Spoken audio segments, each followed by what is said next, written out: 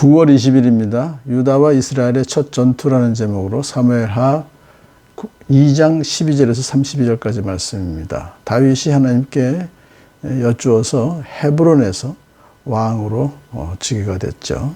그러니까 유다 지파 사람들만 백성이 됐어요. 나머지 11지파는 이스보셋을, 사울의 아들이죠. 이스보셋을 왕으로 삼아서 따로 나라를 차렸습니다.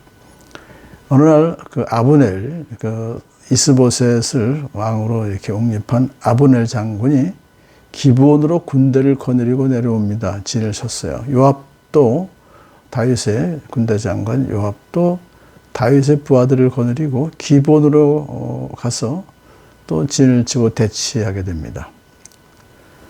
그런데 이제 이 양쪽 군대가 전면전을 하게 되면은 결국은 둘 다 피해를 볼 수밖에 없고, 그렇게 되면 공동의 적인 블레셋이라고 하는 그 참 적에게 또 공격당할 수 있는 기회를 제공하기 때문에 아브넬이 요압에게 이렇게 12명씩 젊은 사람들 대표를 보내서 싸우게 하자, 그렇게 제안을 해요.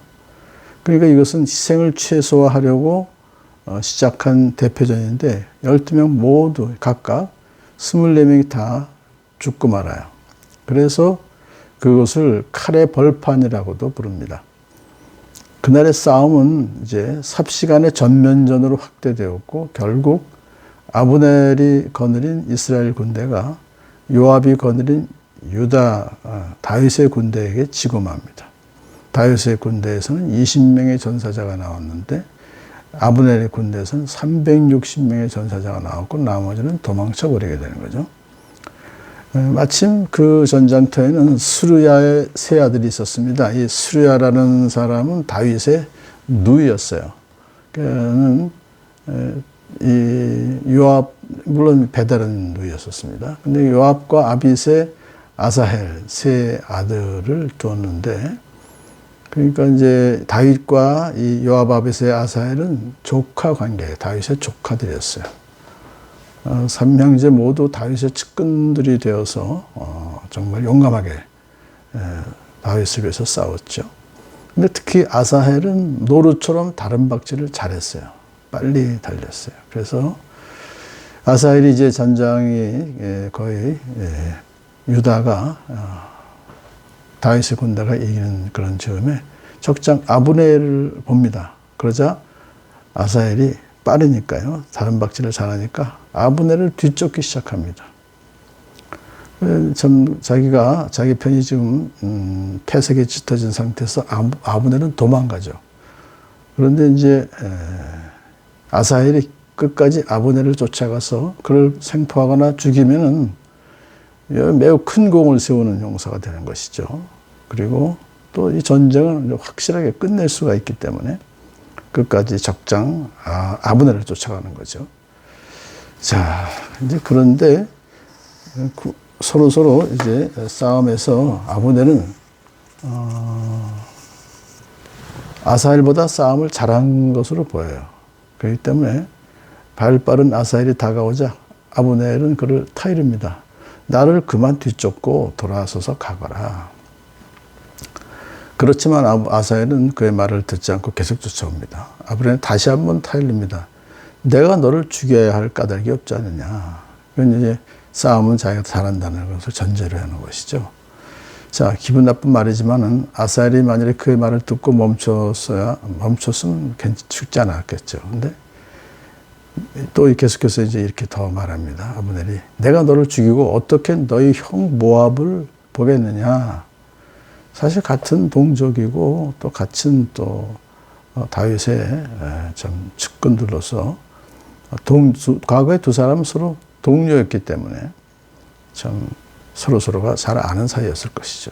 근데 이제 만일에 요압의 군대가 완전히 자기 아브넬의 군대를 이겨서 아브넬이 요압의 세력 아래로 들어간다면 만일에 그 동생을 죽인 아브넬을 가만두겠습니까? 후환이 두렵죠. 그래서 요압의 동생 아사헬을 죽이기를 지금 가능한 피하는 것이에요.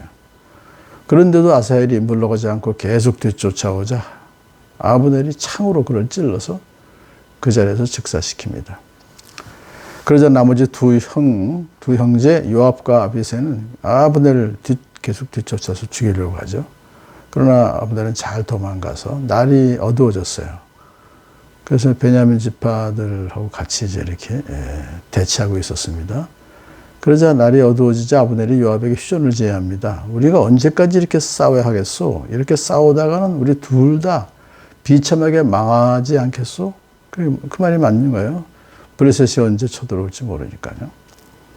자, 그래서 이제 요압도 그의 말에 동의를 하고서 좋다. 하나님의 살아계심을 두고 맹세합니다. 장군이 이런 제안을 하지 않으셨다면 내 군대가 내일 아침까지 추격해서 장군을 잡았을 것이요. 라는 얘기는 이제 휴전하자는 것이죠.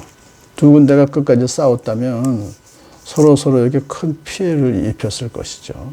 그런데 이제 싸우지 않기로 결정하고 요압이 퇴각나팔을 봅니다.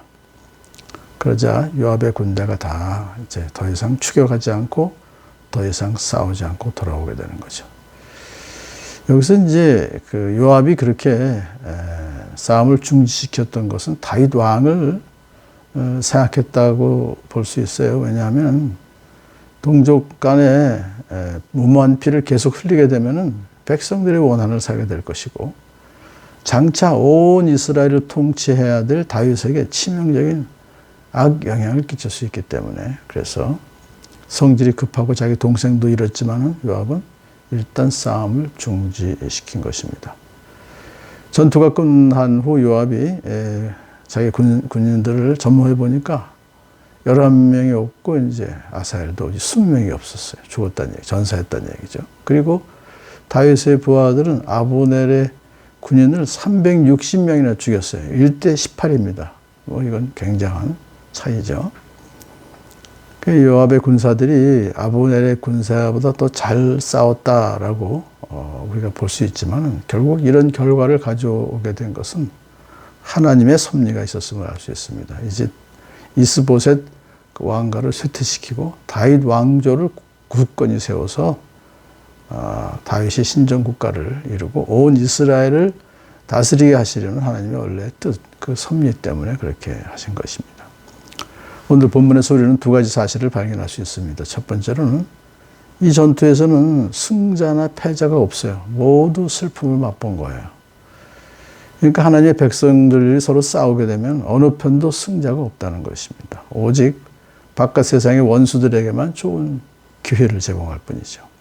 이와 같이 오늘날도 교회 안에서 싸움을 한다면 어느 편도 승리하는 적이 없고 득을 볼 수 있는 것은 오직 사탄뿐이다.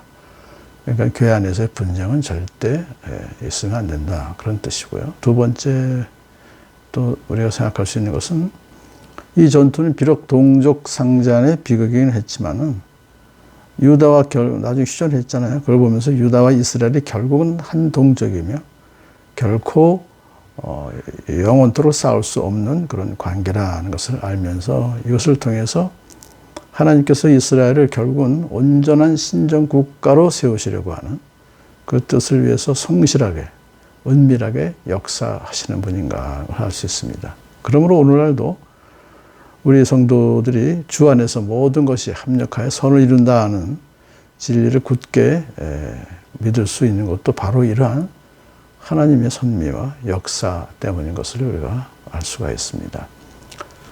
오늘도 하나님께서 우리를 사랑하시고 계속해서 쉬지 않고 섭리하셔서 하나님의 뜻이 우리를 통해서 이 땅에 이루어지게 하실 하나님을 찬양합니다. 할렐루야.